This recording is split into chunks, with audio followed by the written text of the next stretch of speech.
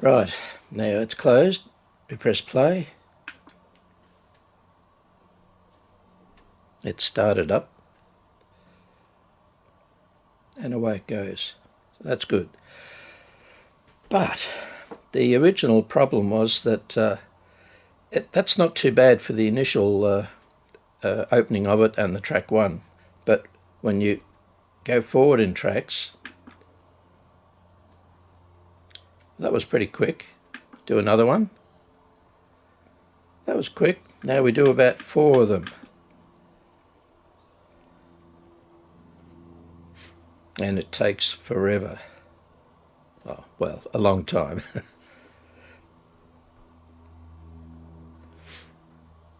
There you go. Fine. Now this is the issue that he was wondering about, and apparently it used to be a lot quicker to go between tracks. And yeah, I fully understand. Usually that sort of thing is the laser being very weak and etc.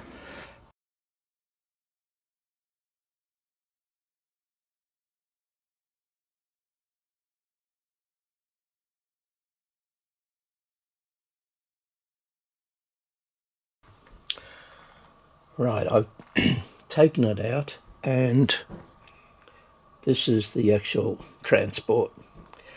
And what happened was I thought because of skipping the tracks that, or not skipping, but having trouble moving from one track to the next, it might have been this little motor here in there, and it's a little rubber pulley, and it had this loose rubber belt that is knackered, and I thought, oh beauty, that's the problem, because it just made a lot of sense, having trouble sort of moving backwards and forwards, like that was the problem. So I put in another belt, which I had, and yeah, great.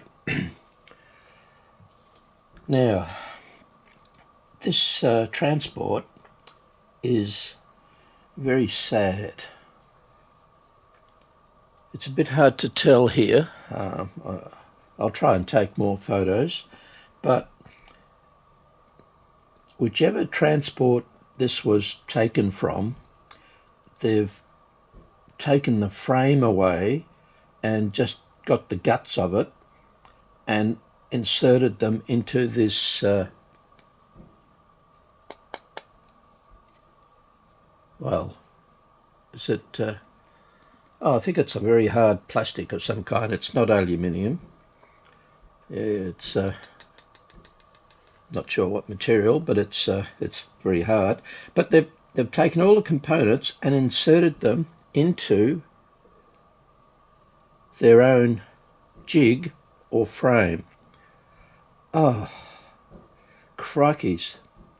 So what this means is that if I manage to get another laser display for this, laser reader, whatever, I would have to pull it apart and insert it into here. Maybe with a bit of luck, just the laser itself, and leave the rest alone. And you can see where it's been milled out, and the like the rods that hold the laser transport, they're just held in by 4 screws, to hold it down. In the light it looked like it was actually glue, but no, they're actually little Allen key screws, but there's glue in there as well. This little stopper here is screwed and glued the motor here for the laser up and down. That's screwed in. This pulley here has been put on afterwards, I think, pushed on, or the whole thing has been pressed into this. Has been scalloped out here to insert the other cog. And of course the motor for the actual CD rotation, if we look back here, the motor has been glued into a cutout in this body, and little holes have been made for the wires, and this is the motor there for the laser up and down. Once again, a hole being drilled in or routed. There's some clamps here for the wires, and a lot of laser displays have a connector on the head itself, the laser assembly head, and I cannot find one. All the wires have been soldered in and glued and tied, so it moves up and down like that, which you know, fair enough I suppose. It's just that it's basically a one-off. To replace this laser head assembly, oh, what a pain. I would have to resolder the entire loom. I guess that's not the end of the world. Yeah, there's more connections, solder connections just there. That's possible, but I'm not really keen on doing that at all. Now, as far as getting a new laser, I looked on the internet. I looked up AliExpress and eBay. They both have the Audiomeca Mephisto II laser display. Oh, I keep saying display.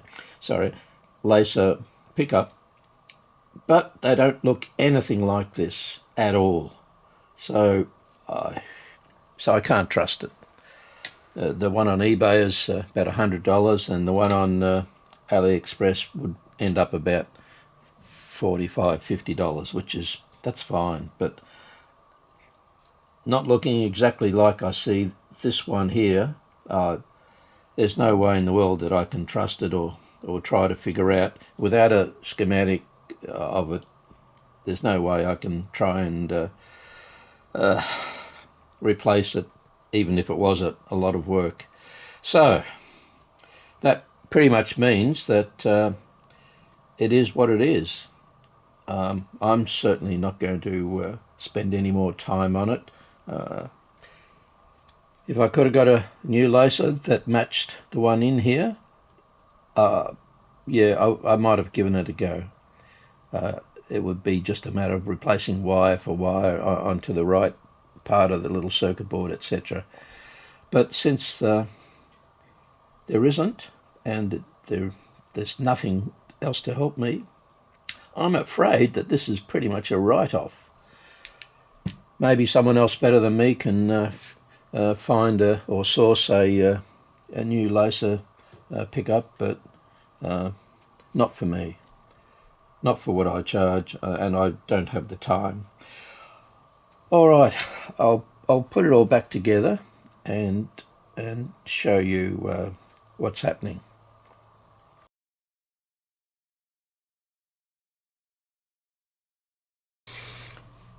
The disassembly is the opposite of this.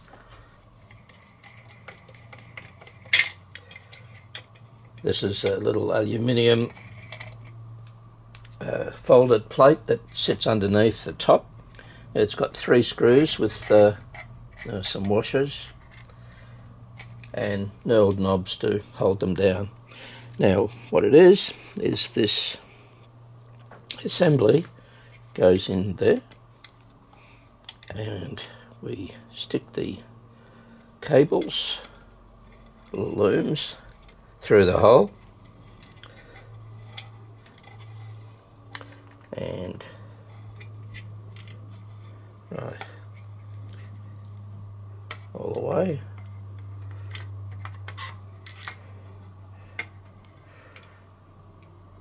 Right, line them up. Right, there we go. Now I have a feeling that one of these was pinched in there, so I make sure that I pull them out as far as they'll go, gently of course.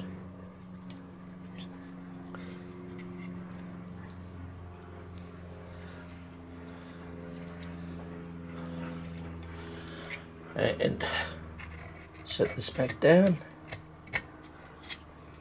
and the 3 knurled knobs hold it down. I think Audiomeca just got too fancy for their boots. It's oh, maybe it did sound good. This particular one is just a transport. There is no DAC in it. It's just a digital out.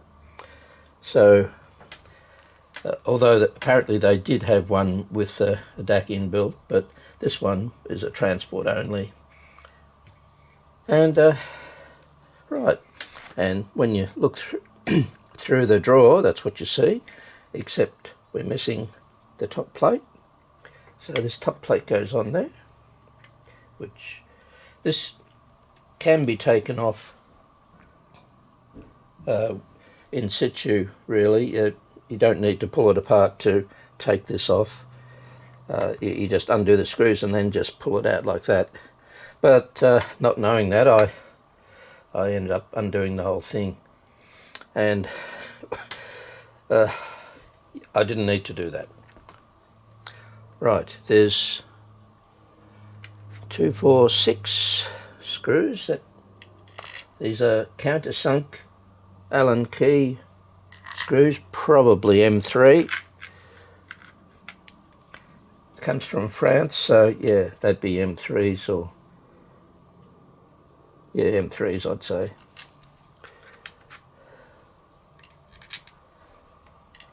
Right, now I'll screw them up. I've only needed to use 3 Allen keys for this disassembly. I haven't bothered figuring out which one's which. Doesn't matter.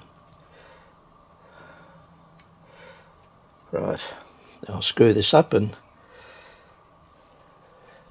get back.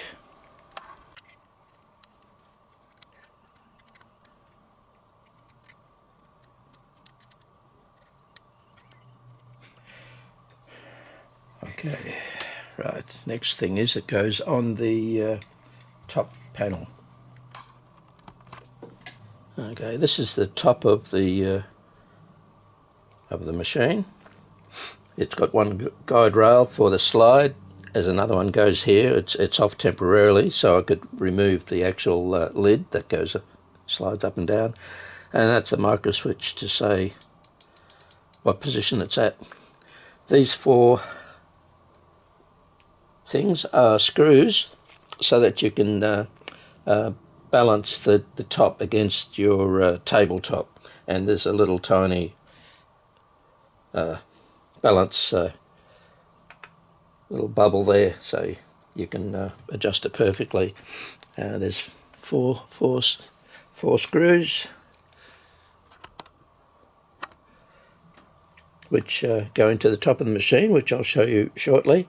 That's the cable for the switch. Now, the stupid thing is that the transport actually goes underneath this top, well, panel or whatever you call it. So it has to go like that. And there's 5 screws, including an earth wire. There's an earth wire on one of the screws, and that connects to a little 2-pin connector, which is in the bottom half of the deck. There's only one wire. Right, now, once again, Allen screws. Yep, that's the right one. So I'll do up 5. There's 1, 2, 3, 4, 5, and the earth screw goes in this position, just near where the micro switch cable comes out of. Right.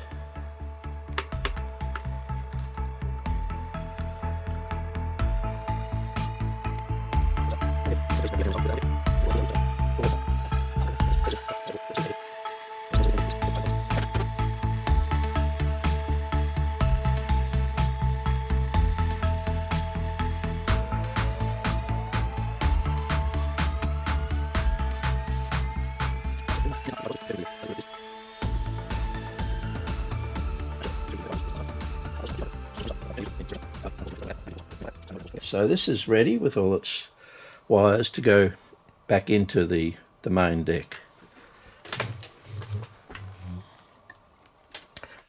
As I said, disassembly is the reverse of this. Now, this bottom part of the deck is really quite heavy. Right, now down in the deck underneath is your black wire for the earth, which in this case goes to a grounding point on the back of the deck, and the other wire is the micro switch for the drawer. It goes to the front panel down there somewhere, and the other three looms are connectors on the board here.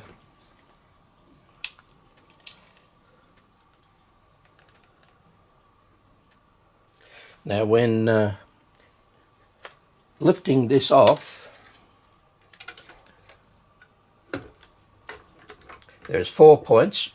You undo the 4 Allen keys, which is the larger of the 3, and you just keep screwing it out until the screws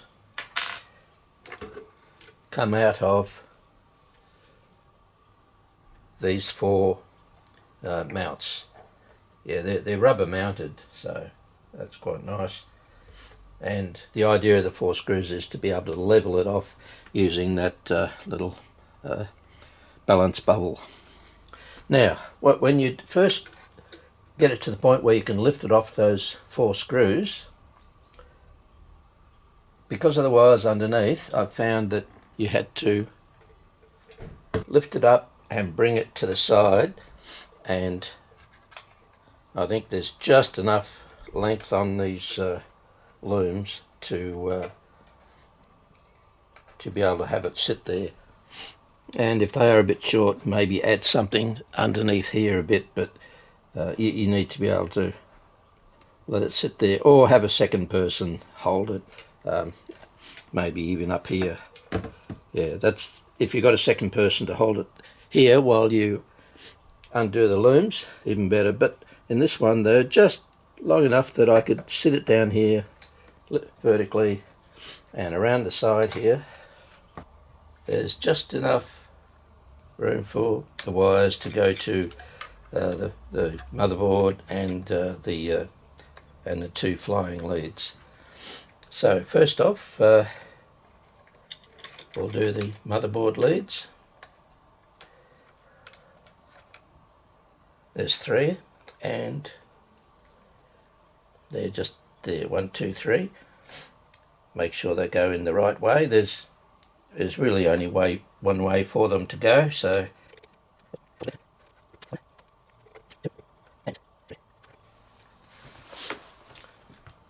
next is the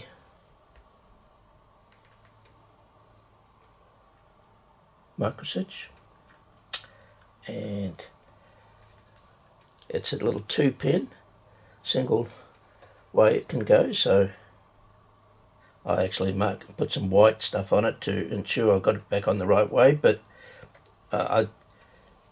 if this is what you have in yours, there's probably no way you get it wrong. Anyway, it doesn't matter because it's only a little switch. It's not directional, but it's 2 wires. This one has some tape around the little connector so that it doesn't touch anything. Right, the earth wire uses the same 2-pin connector, but as I said, it's only one wire, so just make sure that it goes in the right way and that one wire is to one wire. Likewise, I painted it so I knew which way it went. Put the bit of tape back on. Okay, so that's now ready to go back in here, and we shall do that. And just make sure that these wires are out of the way, not being caught on anything. So let's do this.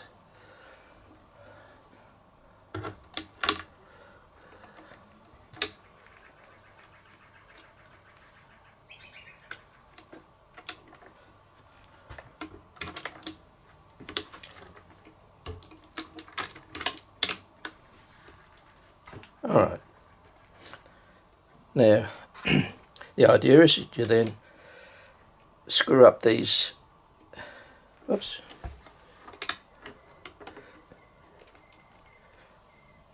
you screw up these 4 screws to do 2 things. One is to make sure that it's settled down, but so probably screw it all the way down, and then to adjust the height you'd screw whichever ones you want out. I would think that would be the way to do it.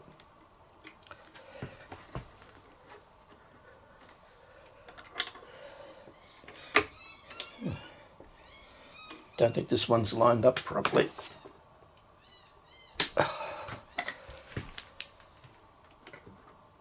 Oh yeah, no, that's right. Oh, there we go. Yeah, if it feels tight, it's not getting into the screw properly. Right. So, screw them up all the way and then adjust out whichever ones you want to get the level right. Now, on the little motor here, there's a little metal plate, and one issue I have with it is that it doesn't sit properly square. It rocks and carries on, which I don't think is a good idea. So my thought was to slightly glue it onto here, but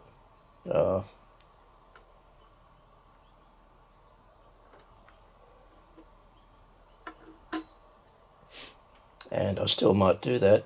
Yeah, it's the shaft is smaller than the actual hole in this little holder. So see there, it rocks, which is not good. And when you put a CD in, it goes on there like that, and there's a little magnetic puck, and then you put the slider on. The slider goes here and goes backwards and forwards, and the other bit of plastic goes on the side there to contain it all. One interesting fact though is that the lid has an indent there, which is meant to be there, and I don't quite understand why, because what it does is when you've got it fully opened like that, the switch is closed, and then when you slide it down you'd think you'd alter the micro switch to release it, but it only releases it for a little bit, and when you fully close it, it's then closed the switch again. So I don't know why that would be. I can only think that there's some logic in here that says that you've got to go at least through that one little click before you can run the machine. Seems crazy to me, but anyway. So switch is closed, open, closed. Strange setup. Alright, I'll turn it on and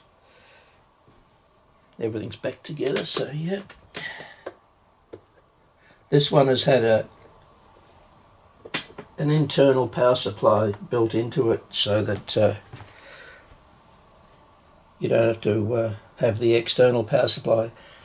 The original version of this had a DB9 connector on the back for the power supply, and it was a separate unit. Yeah, pluses and minuses.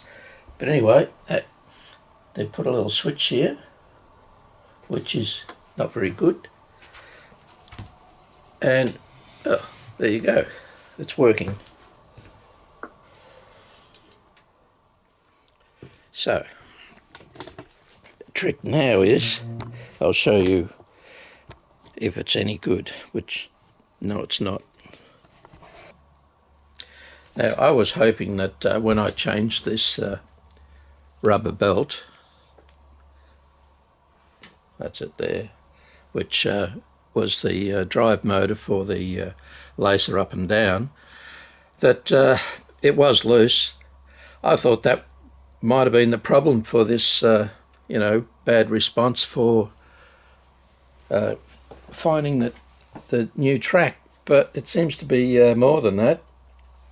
So it is what it is. And right, let's go a few more tracks. No, 11. Okay, well, it's not too bad. Right, let's go down to, say, 3. Oh, that's pretty good. Oh, okay. Stop. Play. Okay. Well, it's not too bad. This is the best I've seen it. Now, when I first replaced the belt and put it back together and put it all together, the CD did not want to rotate at all. And I thought, oh God, what have I done? What wire have I pinched or broken? But it did start to play. So it's almost as if the lacer couldn't see the CD, so it wouldn't start up. And I guess the way to prove that would be to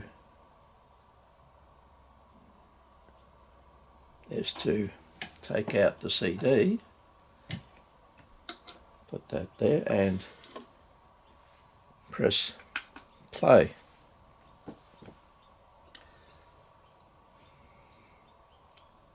Right, okay, yeah, nothing happens. Yeah, what you can't see is that sort of the micro switch in and out, because yeah, there's some logic there that I don't follow, but the lacer is moving up and down trying to find the CD, but it's not spinning. So I suspect it's not going to spin up until it senses the CD. Just a simple reflective thing. Right, so we'll go back and put the CD back in. And try it again. Move that a couple of times. Okay, yeah, now it spins. It seems I've got to move this micro switch a couple of times. Yeah, there's some strange logic in there. Why it can't be just on or off for the lid open or closed, I don't know. But now, I don't know if you can see it, but there's a bit of wobbling of that.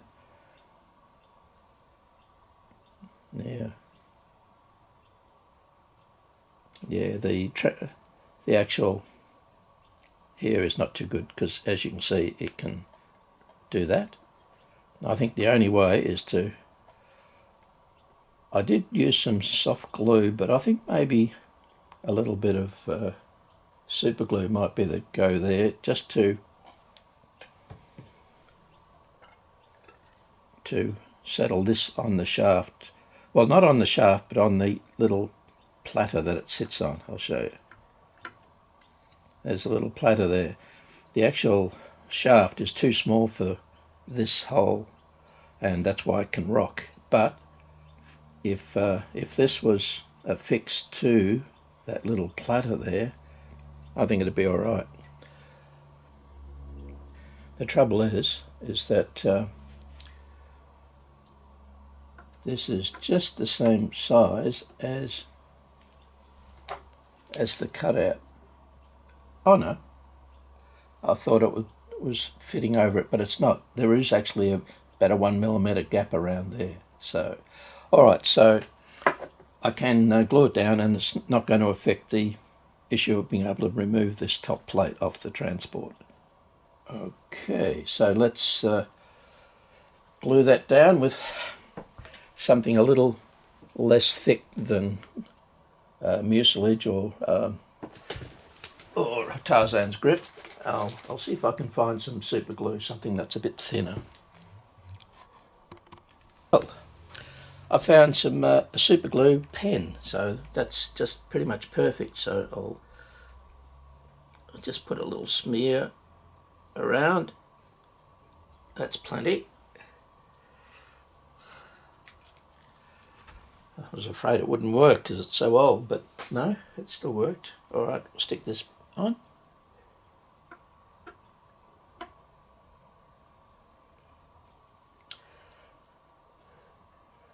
Right, leave it there for a few minutes, and in the meantime I'll screw this lid back on.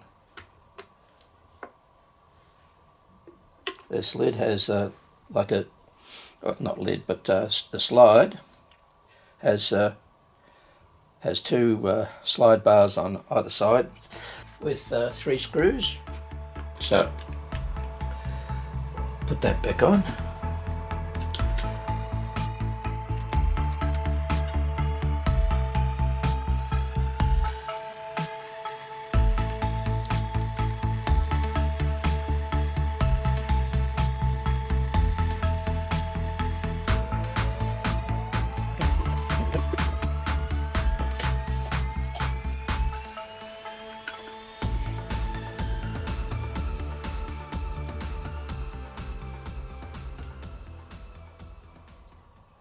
I actually think that is a little bit smoother.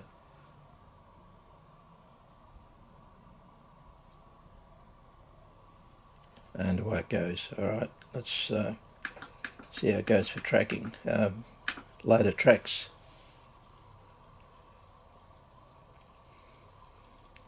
Yeah, the lace is having a bit of trouble.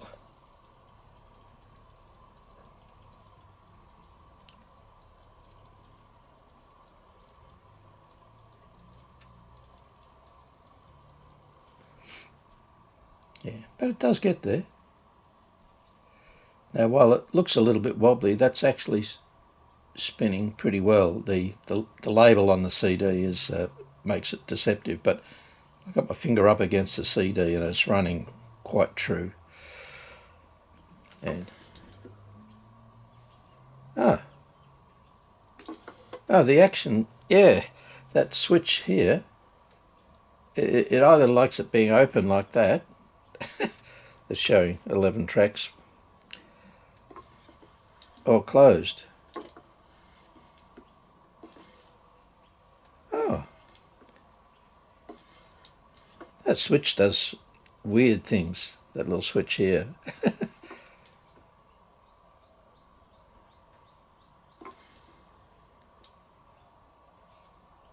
Oh, it starts it up. Who knows what it's doing, but anyway, not my problem. Press play.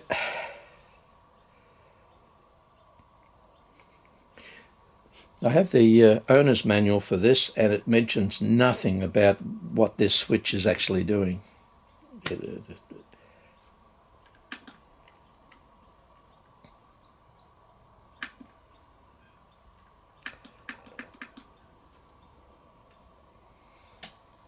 It has a little display here for tracking. The thing about this deck is apparently you can adjust the tracking to ensure that you get the best reproduction, but there's an adjustment somewhere, but I'm not going to get into that. It's too easy to bugger it up. It's quite a fancy looking machine, but that transport is just so unique that when it's totally fails, you might as well throw the whole thing away.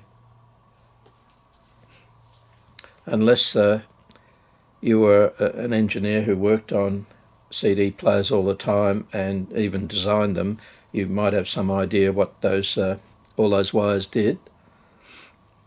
And it could well be that another CD transport might have the same looms, the same 3 looms, and if so, then you could possibly replace the whole transport in here. There's enough room in there, and do away with this thing here. The only thing is it needs to be a top-loading one, but no, you could work that out, I guess. Mephisto is a French company. They only made a few items, a couple of turntables, I think a CD player, or this one, and something else. Not a lot of things, from the mid-90s, and they're now out of business. You go to their website and it says it's up for sale. So, anyway, I hope the owner is okay with it. He doesn't have much of a choice, actually. It'll work until it stops. After that, it's use the case for something else, maybe, or if you can find a new an engineer to replace the transport with something more generic, that might work. As I say, there's these 3 connectors that come from the transport. Yeah, don't know. All right, pack it up, and I hope you enjoyed that little short interlude.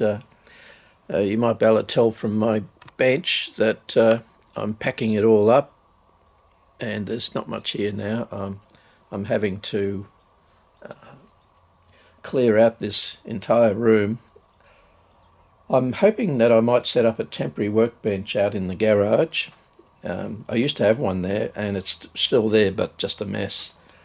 But I think I will. I think I'll tidy it up and at least do the odd one when I can for the immediate future, until I have a proper workshop that I plan to get built. That will be fun. That will be a series of videos on its own, I think. Anyway, I've talked enough. That's an Audiomeca from France for you.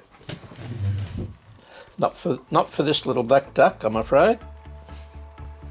No, not interested. Right, good night all.